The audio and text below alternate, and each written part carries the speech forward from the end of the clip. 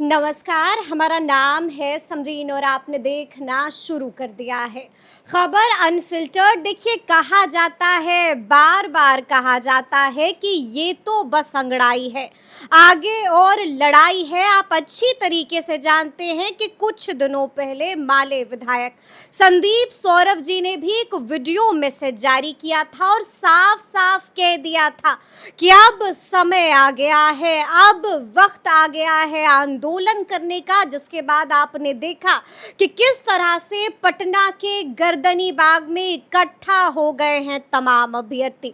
तो आइए फिर बिना देरी के सीधी बातचीत, बिल्कुल अनफिल्टर्ड बातचीत विधायक संदीप सौरभ जी से करते हैं। सबसे पहले बहुत शुक्रिया बातचीत। बहुत बहुत शुक्रिया जी, सबसे पहले तो हम आपसे जानना चाहेंगे, आपने देखा है, आपने ही एक वीडियो मैसेज जारी किया जिसके बाद हम लोगों ने भी देखा कि किस तरह से पटना के गर्दनी बाग में जमा हो गए हैं अभ्यर्थी और साफ साफ कह रहे हैं कि जब तक हमारी मांगों को सुना नहीं जाएगा यहाँ से हम हिलने वाले नहीं हैं।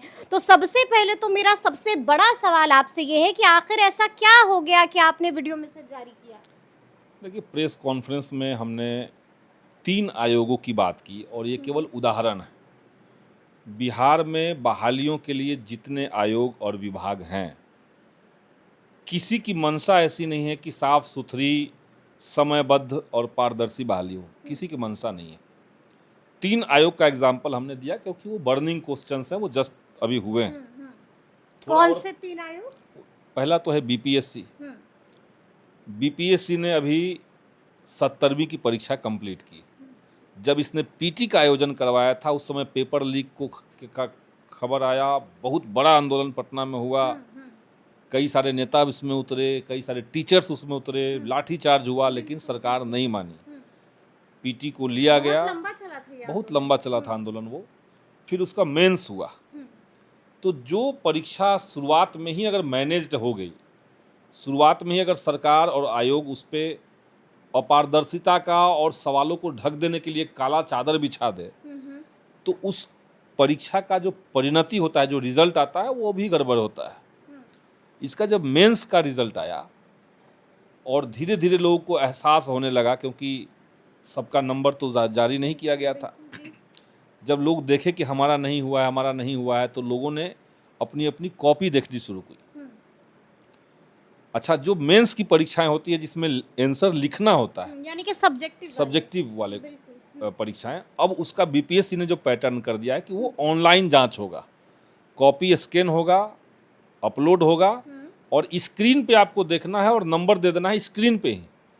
और बाद में आयोग अगर चाहे तो उसको मैनिपुलेट कर सकता है, यानी नीचे से ऊपर, ऊपर से नीचे कर सकता है। ये आयोग ने कहा कि हमने किया है, हम करते हैं। अब मेंस का जो रिजल्ट आया उसमें कई मल्टी लेयर्स गड़बड़ियां हैं, कई जगह पे गड़बड़ी है। एक ही परीक्षा के 2-2 नोटिफिकेशन, जिसमें 2 लोगों का नंबर अगर टैली कर गया तो किसको हम प्राथमिकता देंगे, इसके लिए 2 नोटिफिकेशन आयोग ने जारी किया। उसके बाद हमने देखा कि कोई बिना नियम कानून के अचानक से कह दिया गया कि जो एस्से का राइटिंग है, एस्से राइटिंग वाला जो पेपर होता है, उसमें 60% मैक्सिमम नंबर देंगे, उससे ज़्यादा दिए तो आपको आपकी कॉपी जांच के ऊपर जांच बैठेगी। अच्छा। ये कॉपी जांच करने वालों को कहा गया। और इसके चलते हिंदी मीडियम से जो ज़्यादा नंबर लोगों का उठता था हमेशा से ही निबंध में, उसको रोक दिया गया। वो 180 से नीचे ही रहा। तो ऐसे नियम कहाँ से आए, ये सवाल है। और जैसे नंबरिंग किया गया है, जैसे मार्क्स दिए गए हैं, उस पर भी सवाल है, किस तरह की कॉपी में किस तरह के नंबर दिए गए हैं। तो लोगों के पास कॉपीज हैं, छात्र अभ्यर्थी हमसे मिले तो हमने देखा कि इनके साथ गलत हुआ है। उन्होंने कहा कि वो सब जगह जा चुके हैं लेकिन कहीं कोई बात सुनने के लिए तैयार नहीं है। तो जब कहीं कोई बात नहीं सुनेगा तो हम क्या करेंगे? आंदोलन करेंगे। यही अभ्यर्थी जो बीपीएससी परीक्षा दिए हैं, इसमें से कई ऐसे अभ्यर्थी आपको मिलेंगे जिन्होंने बिहार एसएससी का सीजीएल का भी फॉर्म भरा था। ये 3 साल पहले फॉर्म भरे, विज्ञप्ति आई, इन्होंने फॉर्म भरा, लेकिन दोबारा से फॉर्म भरवाया गया, 3 बार फॉर्म भरवाया गया, लेकिन अभी तक परीक्षा का डेट नहीं आया। 3 बार फॉर्म भरवाया गया है लेकिन परीक्षा की तिथि घोषित नहीं हुई। जैसे होता क्या है, सरकार कहती है कि हम 10,000 सीट पे बहाली लेंगे, 6 महीने बाद कहते हैं कि नहीं 10,500 सीट है।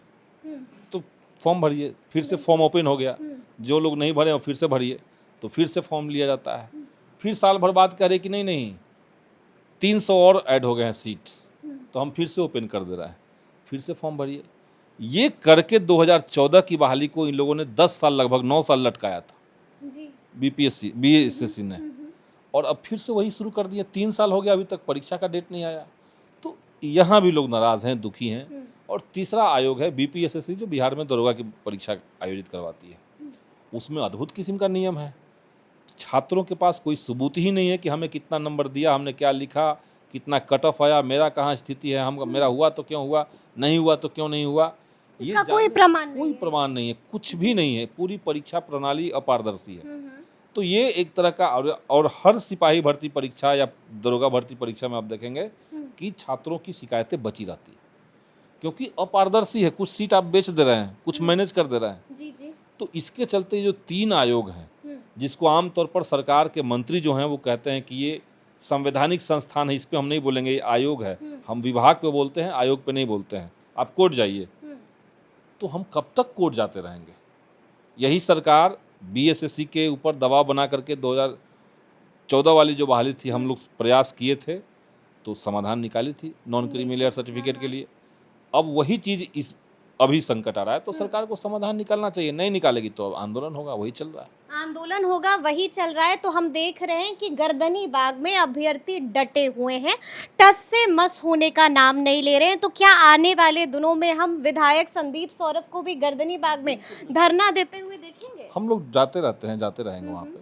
हमारा पूरा समर्थन अभ्यर्थियों का है। अभ्यर्थी जो आंदोलन शुरू किए हैं, हमने उनको मदद किया, उनका हौसला बढ़ाया है, और हम भी उसमें शामिल होंगे। उसमें शामिल होइएगा, यानी कि पूरा विपक्ष क्या उसमें शामिल होगा? तेजस्वी यादव भी अब पहुंचेंगे? देखिए, हम तो अभी अपनी बात कह सकते हैं। हाँ। हमारा जो छात्र संगठन है आइसा, आज तमाम नेतागण आइसा के वहाँ जा रहे हैं। आइसा के जो लीडर पटना के हैं, बिहार स्टेट लेवल के हैं, वो लोग आज जाएंगे, और धीरे धीरे उसमें और छात्रों की भागीदारी बढ़ेगी। हम लोग भी रहेंगे उसमें। तो ऐसे में एक और सवाल है कि आखिर ये अभ्यर्थी अब क्या चाह रहे हैं, उनकी मांगें क्या कुछ है? कॉपी दोबारा जांच हो। जो मेंस की परीक्षा हुई है, उसकी कॉपी ठीक से आप जांच कर लीजिए। बीपीएससी दोबारा से जांच बिल्कुल, बीपीएससी 17वीं की मेंस की परीक्षा की कॉपी दोबारा से जांच हो, और जो दोषी इसमें साबित हो उनके ऊपर कार्रवाई हो। बीपीएससी के जो चेयरमैन है उनको हटाइए। वो बीपीएससी के good for चेयरमैन nothing- को हाँ, हटाइए। उनको हटवाइए। गुड फॉर नथिंग है। गुड फॉर नथिंग है। मनु सिंह परमार या क्या नाम उनका है, हाँ, जी। उनके जो कामकाज हो रहे हैं, उनके समय में जिस तरीके से बीपीएससी रन कर रही है, वो काफ़ी प्रॉब्लमेटिक है। इतना गलती आप करते जाए, आयोग जो है मनमानी करे, आयोग एक एसी चैम्बर में बैठ करके कुछ भी तय कर दे। अभ्यर्थी मानेंगे, नहीं मानेंगे तो अभ्यर्थी को हम दीवार कर देंगे। आतंकित है छात्र कि भाई हम दीवार हो जाएंगे। अब टीआरई बीपीएससी या फिर टीआरई परीक्षा 4 को लेके जो आंदोलन पटना में हुआ, उसमें तो कई लोगों को दीवार इन लोगों ने किया कि आप परीक्षा नहीं दे सकते हैं। पीटी के समय जो आंदोलन चला था 17वीं का, उस समय भी छात्रों को दीवार किया था। तो आयोग गलतियां करे, पेपर लीक करे, धांधली करवाए, लेकिन छात्र कुछ सोचेंगे, बोलेंगे तो हम एक्शन ले लेंगे, उनको दीवार कर देंगे। इस व्यक्ति को हटाया जाना चाहिए, ये भी हम मानते हैं। ये भी आप मांग कर रहे हैं और बड़ी मांग कर रहे हैं। लेकिन ऐसे में जब आपने जिक्र कर ही दिया है बीपीएससी टीआरई 4.0 का, तो अभ्यर्थी भी कह रहे हैं टीआरई 4.0 वाले कि अब हम लोग भी सड़कों पर उतरेंगे, महा आंदोलन करेंगे। एकदम उतरे। मैं तो कह रहा हूँ कि सारे छात्र जो हैं वो एक ही जगह आंदोलन करें, और एक मांग पत्र बना करके आप सरकार के सामने रखिए। टीआरई का 4 का ये मांग है, बीपीएससी का ये मांग है, बीएसएससी का ये मांग है। अब जब से ये आंदोलन की घोषणा हुई है, कई सारे अभ्यर्थी हमको फ़ोन कर रहे हैं, आकर के मिल रहे हैं, हमारा भी मुद्दा, हमारा भी मुद्दा। तो आप एक साथ न्यायपूर्ण बहाली के लिए, बहालियां जो हैं वो न्यायपूर्ण तरीके से हो, ट्रांसपेरेंट तरीके से हो, उस तरीके से आप बहाली करवा दीजिए। ये नहीं हो सकता कि आप हर चीज़ में कोर्ट में जाइए। तो कोर्ट कानून जो है वो न्याय के लिए रास्ता है, एकमात्र रास्ता है। मतलब एक केवल रास्ता है, वो हम पूरा न्याय नहीं है। तो न्याय चाहिए छात्रों को, कानून नहीं चाहिए, न्याय चाहिए। कानून न्याय सरकार दे। क्या आपको लग रहा है कि टीआरई 4.0 वाले अभ्यर्थियों की मांगें जायज हैं?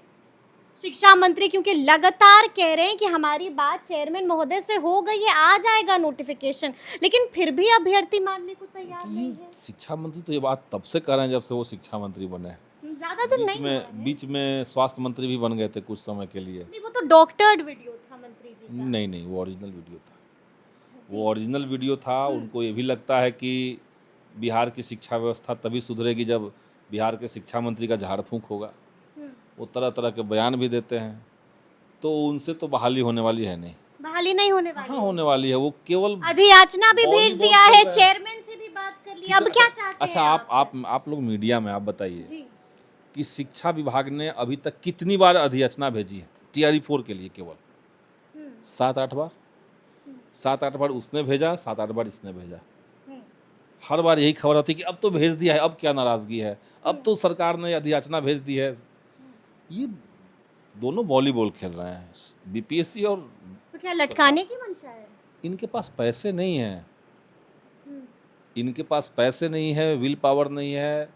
इनको लग रहा है कि स्कूलों में टीचर बहाली करके क्या होगा, स्कूलों को भगवा रंग से रंग दो तो कुछ स्कूलों का कल्याण हो जाए। स्कूलों का कल्याण हो ना हो, हमारे पार्टी का प्रचार हो जाएगा, बीजेपी का।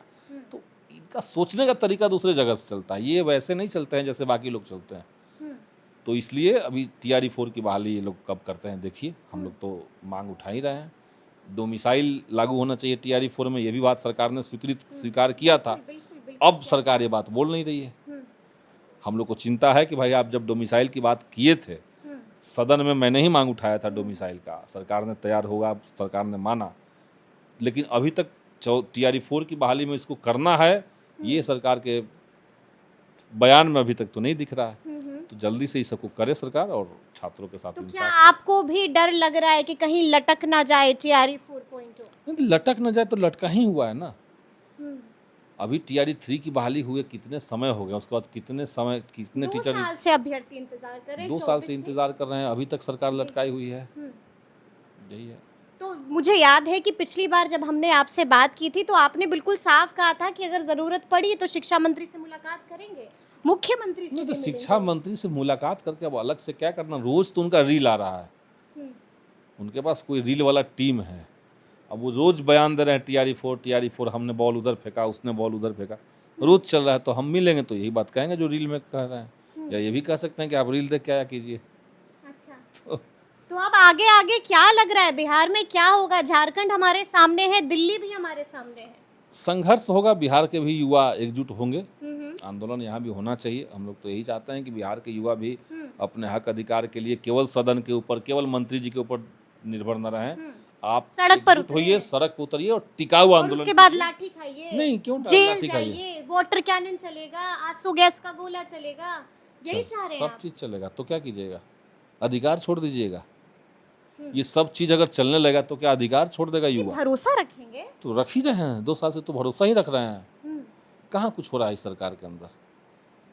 कोई विल पावर इस सरकार के अंदर नहीं है। और ये बिना विरोध के, बिना प्रतिरोध के, बिना संघर्ष के और बिना टिकाऊ आंदोलन के सरकार सुनने वाली नहीं है। मैं टिकाऊ आंदोलन की बात इसलिए करता हूँ, आप सड़क पे जाइए, 2 लाठी खाइए और चले जाइए घर अपने, वो आंदोलन नहीं। एक जगह बैठ करके कीजिए, लंबा आंदोलन चलाइए, देखिए सरकार झुकेगी। देखिए सरकार झुकेगी, तो अब देखना होगा कि सरकार झुकती है कि नहीं झुकती है, और आने वाले दिनों में क्या कुछ होता है वो भी हम आपको बिल्कुल इसी तरह से बताते रहेंगे। तो फिर ये पूरी बातचीत और ये पूरा वीडियो आपको कैसा लगा है, कमेंट करके हमें ज़रूर बताइएगा। तो ऐसे तमाम अपडेट्स के लिए बिल्कुल ऐसे ही हमारे साथ बने रहिएगा और देखते रहिएगा खबर अनफिल्टर्ड। यदि अब तक आपने हमारे चैनल को सब्सक्राइब नहीं किया है तो फिर झटपट कर लीजिएगा, और फेसबुक पर भी हमें फॉलो करना हरगिज़ नहीं भूलिएगा। बहुत शुक्रिया आपका।